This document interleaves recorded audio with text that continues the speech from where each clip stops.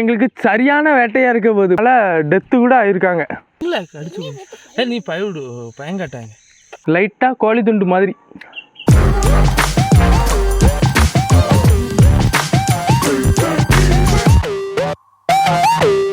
Hi guys, welcome back to another vlog. இன்றைக்கி எங்கடா காலையிலே கிளம்புதான்னு பார்க்காங்க. இன்றைக்கி ஒரு வேட்டைக்கு போக போகிறோம். என்ன வேட்டைக்குன்னா காளான் வேட்டைக்கு போக போகிறோம். இது காளான் வந்து பண்ண காளான்லாம் கிடையாது, இயற்கையான முறையில் உள்ள காளான். இன்றைக்கி யாரெல்லாம் வரோன்னா ஜெட்சன், அதுக்கப்புறம் இங்கே ஜெனோலின், ஆலிசன், அப்புறம் எங்கள் அண்ணன் இவ்வளோ பேர் போகிறோம். அங்கே தான் அவங்க ஸ்ட்ரீட் பொறுக்கி வாங்க காளான் வேட்டைக்கு போகலாம். உடனே ஒரு காளானை பார்த்துட்டானே, இந்த இருக்கு போயிருங்க. ஜெட்சன் தான் பார்த்தேன் அந்த காளானை.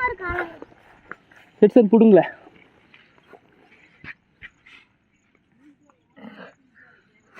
கொஞ்சம் டைட்டா இருக்குது. ஒரு காளான் எடுத்தாச்சு. இந்த மாதிரி தாங்க இருக்கும் புது காளான். இது வந்து ஃப்ரெஷ் காளான். ஆனால் இதே இது பாருங்கள், இது வந்து நேற்று முளைச்சதா என்னமோ தெரில, இது ஆகாது. ஆலிசன் பிடிங்கிருக்கான், வேரோட பிடிங்கிருக்கான் பாருங்க. ஆனால் இது ஆகாது, புழு வச்சுட்டு. அதனால் தூர போட்டுருணும். எங்களுக்கு சரியான வேட்டையாக இருக்க போகுது. பக்கத்தில் எத்தனை நிற்குதுன்னு பாருங்கள். இந்த ஒன்று நிற்குதா, இந்த ஒன்று நிற்குது, அப்புறம் இங்கே ஒன்று நிற்குது, இங்கே நிற்கிறதே காணாண்டா அங்கேயும் ஒரு நிற்குது. அந்த ஒன்று தெரியுதா, அதில் ஒன்று இருக்குது. வாங்க எல்லாத்தையும் நம்ம பிடுங்குவோம்.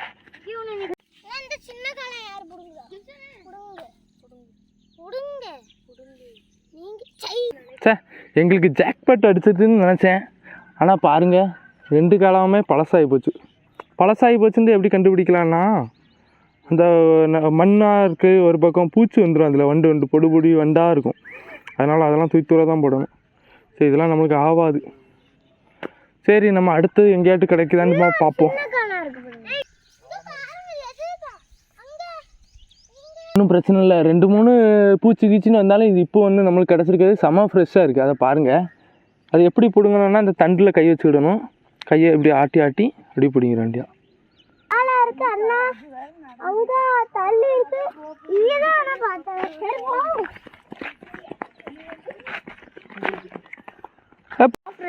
ஜெட்சன் இதாட்டி ஃப்ரெஷ்ஷாக இருக்கா? சரி, பிடுங்க பாப்பா ஜம்முண்டு.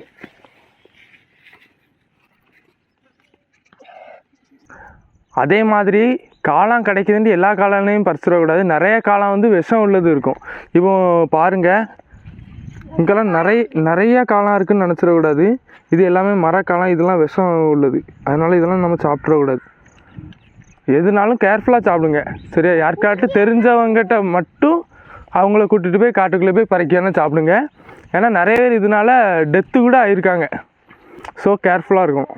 நம்ம இப்போவுமே கொஞ்சம் நிறைய காளானை பறிச்சாச்சு. காளான் எல்லாத்தையும் கையில் தூக்கிட்டு போக கஷ்டமாக இருக்குது. அதனால் இந்த முன்னாடி பழங்காலத்தில் பண்ணுற மாதிரி இந்த பனை ஓலையில் உள்ள நாரை வச்சு நம்ம அதை கொறுத்து விட்டு உங்களுக்கு கொண்டு போவோம். அதை உங்களுக்கு எப்படின்னு நான் காமிக்கேன்.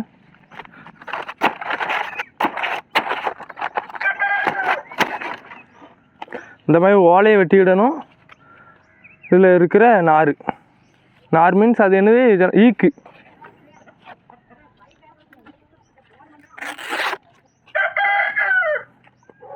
அவ்வளோதான். இந்த மாதிரி பண்ணிட்டு இந்த ஈக்கில் காளானை இப்படி சொருகி விட்டுற வேண்டியா. இந்த மாதிரி கீழே அடியில் வந்து சொட்டை போட்டுக்கிடுங்க. சொட்டை போட்டால் தான் கீழே வர மாட்டேங்குது, இல்லைட்டா கீழே பொத்துன்னு விழுந்துட்டு இப்போ ஒரு காளான். அப்படி கரெக்டாக வெட்டி விடும்.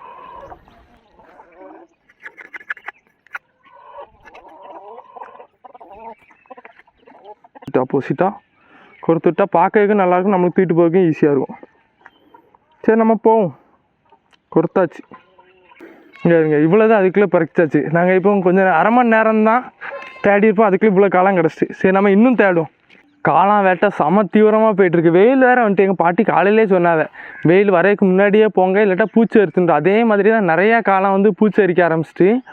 ஆனால் இருந்தாலும் பரவாயில்ல, எங்களுக்கு இப்போவுமே ஒரு 5-6 கிடச்சிட்டு. அது இருந்தாலும் கூட்டு வச்சிடலாம். ஆனால் இன்னும் நாங்கள் விட போகிறது இல்லை. இன்னும் நிறைய இடத்துல தேட போகிறோம். அதே மாதிரி இந்த காளான் உங்களுக்கு எப்போ வரும்ங்கிறது எல்லா நேரம்லாம் கிடைக்காது. எப்போ வரும்னா, மழை பெய்யும் போச்சில் இடி மின்னல் வந்துச்சுன்னா மட்டும்தான் காளான் முளைக்குன்ட்டு சொல்லுவா பாட்டி எல்லோரும். ஆனால் அதே மாதிரி தான் இன்றைக்கி கொஞ்சம் நிறையவே கிடச்சிருக்கு. அன்றைக்கெலாம் ஒரு நாள் தேடி போனால் ஒன்றுமே கிடைக்கல. இன்றைக்கி கொஞ்சம் நிறைய கிடச்சிருக்கு. இன்னும் நம்ம நிறைய இடத்து போய் தேடும். வாங்க போகலாம். நம்ம கிராமத்து சைடில் மட்டும்தான் இந்த மாதிரி அழகெல்லாம் ரசிக்க முடியும். பாருங்கள் பட்டுப்பூச்சி இன்னொரு பட்டுப்பூச்சி என்ன அழகாக போகுது பாருங்க. இதை பாருங்கள் அப்படி. நம்மளுக்கு ஒரு அழகான குட்டி முயல்னு நினைக்கேன். பாருங்க, ஆமாம் குட்டி முயல் தெரியுதா, அழகா இருக்கு. பிடிச்சாச்சு. இங்கே இருங்க, எவ்வளோ அழகா இல்லை கடிச்சு. நீ பயவிடு பயங்காட்டாங்க. அழகான முயல் கிடச்சிருக்கு, முயல் குட்டி. நம்ம இதை எதுவுமே டிஸ்டர்ப் பண்ணக்கூடாது. நம்ம அப்படியே விட்டுரும், இதில் விட்டுரும், ஓடி போயிடும். ஓடிட்டு வருங்க, என்ன அழகாக ஓடுது. நேரம் கழித்து இப்போ புதுசாக அடுத்த ஒரு காளான் கிடச்சி. அந்த காளானை பாருங்கள், எவ்வளோ ஸ்ட்ரகிள் பண்ணி மேலே வந்திருக்கும் போல். அதே மாதிரி இந்த காளானை எடுக்கும்போது இந்த மாதிரி மணலை பார்த்து பண்ணணுமா. ஏன்னா சில நேரம் சேரா, அதுக்கப்புறம் என்னது நட்டுவாக்காளி, ஸ்கார்பியன் அந்த மாதிரிலாம் இருக்கும் போல். கேர்ஃபுல்லாக பண்ணிவிடணும். சரியானது. சைடு மலை அடி வர வர போயிட்டு வந்தாச்சு. ஒரு 5-6 காலம் தான் கிடச்சிருக்கு. அப்புறம் தான் எங்கள் பாட்டி சொன்னாவ வயலுக்கு போங்க, வயலில் அந்த வரப்புலலாம் நிறைய காளான் இருக்குன்னு சொன்னாவ. அதனால வயலை நோக்கி நம்ம பயணிக்க ஆரம்பிச்சாச்சு. பார்த்தீங்களா, இங்கே ஃபுல்லாக பருத்தி போட்டிருக்கா. ஃபஸ்ட்டு நம்ம இதுக்குள்ளே போவோம். எட்சன் போமாலாம் இதுக்குள்ளே வாங்க, நம்ம போவோம். நம்ம ஹைட்டாக இருக்கிறதுனால பிரச்சனை இல்லை, ஏரியே போயிடலாம். கரெக்டாக அவன் தூக்கிட்டான். அதே மாதிரி இந்த பருத்தி யாராச்சும் சாப்பிட்ருக்கீங்களா? பருத்தி டேஸ்ட்டாக இருக்கும். கொஞ்சம் நேரம் தேடினதுக்கப்புறம் நம்மளுக்கு கிடச்சிருக்கு. இந்த மாதிரி பிஞ்சு மரமாக இருக்கும், அது செடியாக இருக்கணும். அதில் எதில் இருக்குது எதையோ பார்த்தேனே, இருக்குது பாருங்க.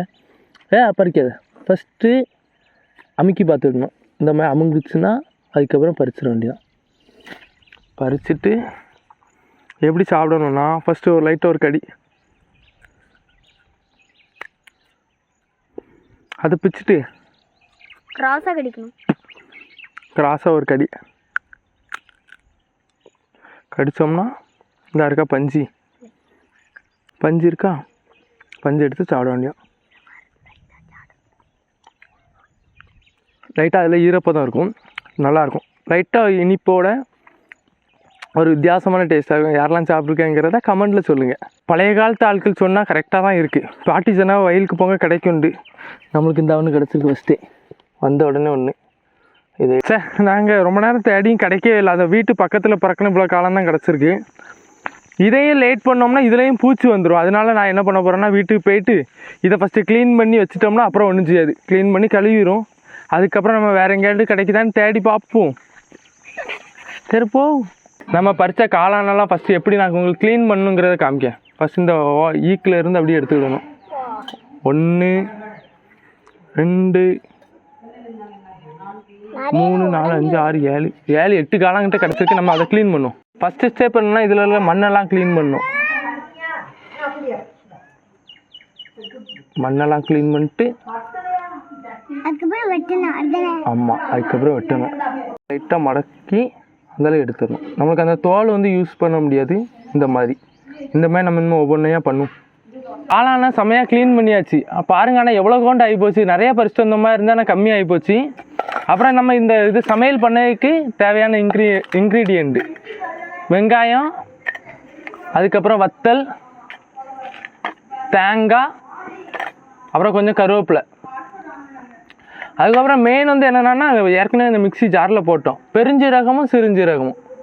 பெருஞ்சீரகம் கொஞ்சோண்டு போடுங்க, சிறுஞ்சீரகம் கொஞ்சம் நிறையா போட்டு, அவ்வளோதான் இன்க்ரீடியன்ட். வேறு எந்த மசாலாவும் கிடையாது. இதை நம்ம இன்னும் வெட்டி போட்டு நம்ம சமையல் பண்ண ஆரம்பிக்கும்.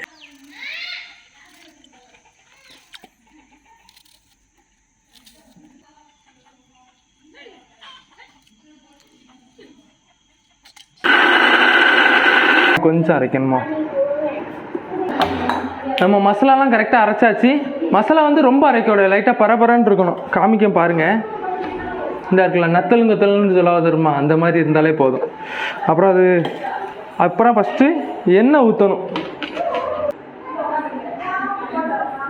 எண்ணெய் ஊற்றினதுக்கப்புறம் நம்ம வந்து இதில் தாளிக்கிற மாதிரி வெங்காயம்லாம் போட வேண்டாம், கடுகு மட்டும் போடணும். கடுகை போட்டு தாளிக்கணும்.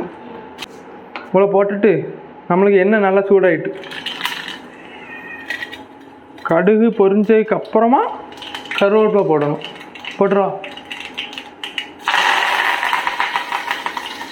கருவேப்பிலையை போட்டாச்சா இனிமேல் அதுக்கப்புறம் நம்மளோட ஸ்பெஷல் காளானை போட வேண்டியதான். காளானை போட்டுட்டு லைட்டாக நம்ம கிண்டிக்கிடும் அந்த எண்ணெயிலே வதங்குற மாதிரி. அதுக்கப்புறம் நம்ம கொஞ்சோண்டு தண்ணி மிக்ஸ் பண்ணி வேக விடணும். உப்பு இல்லாத பண்டம் குப்பையிலேங்கிற மாதிரி ஃபஸ்ட்டு உப்பு போடணும். இப்போ வந்து இவ்வளோ தான் போடணுமான்னு கேட்காங்க. இது வந்து கொஞ்சம் எதுக்காண்டினா இந்த காளான் உப்பு போட்டால் தான் நல்லா வேகும், சீக்கிரத்துக்குள்ளே வேகும். அதுக்கப்புறம் கொஞ்சோண்டு தண்ணி ஊற்றிக்கிடுவோம். தண்ணி ஊற்றிட்டு அப்புறம் ஒரு கிண்டி கப்புன்னு மூடி வச்சிடலாம். அவ்வளோ. நம்ம எப்படி வெந்திருக்குன்னு நம்ம பார்ப்போம். செமையாக வெந்துட்டு தண்ணி எப்படி ஊறி இருக்கு பாருங்க. நம்ம கொஞ்சம் தான் ஊற்றினா அதனால தண்ணி கொஞ்சம் ஊறி இருக்கு. அது தண்ணியை வச்சு நம்ம டேஸ்ட் போவோம்.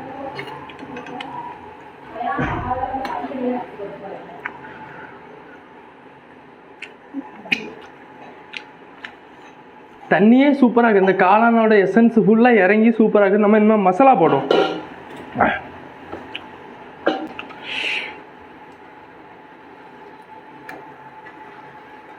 மசாலாவை போட்டு நல்லா ஒரு கிண்டி விட்டுற வேண்டியதான். மசாலா போட்டு நல்லா கிண்டி விட்டுட்டு இந்த மசாலா வேக தட்டிக்கு வைக்கணும். அந்த எண்ணெயிலேயே அந்த மசாலா ஃபுல்லாக வேகும். வேக தட்டிக்கு நம்ம கொஞ்சம் மூடியே வச்சுக்கிடும்.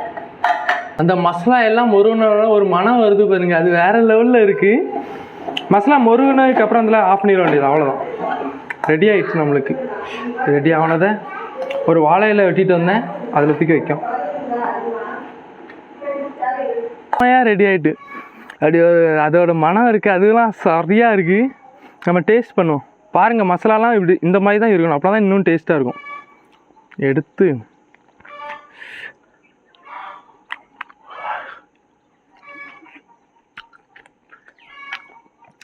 சூடாக இருக்குது, அதனால் சரியான டேஸ்ட்டாக இருக்குது. அந்த காளான் வந்து கொஞ்சம் சாஃப்டாக கொஞ்சம் லைட்டாக நறுக்குன்னு கடிபடுலாம் சூப்பராக இருக்குது. இந்த மசாலா வந்து இடி மசாலான்னு சொல்லலாம். இதுக்கு பேர் நிறைய பேருக்கு தெரியும், பழைய காலத்தில் உள்ளவருக்கு தெரியும். லைட்டாக கோழி துண்டு மாதிரி. வாவ், சரியான டேஸ்ட்டு, அடிச்சுக்கிடவே முடியாது. சரி, நம்ம அப்படியே வீடியோவை எண்ட் பண்ணிடலாம். அது வரைக்கும் பாய் ஃப்ரம் ஸ்ட்ரீட் பொருக்கீஸ்.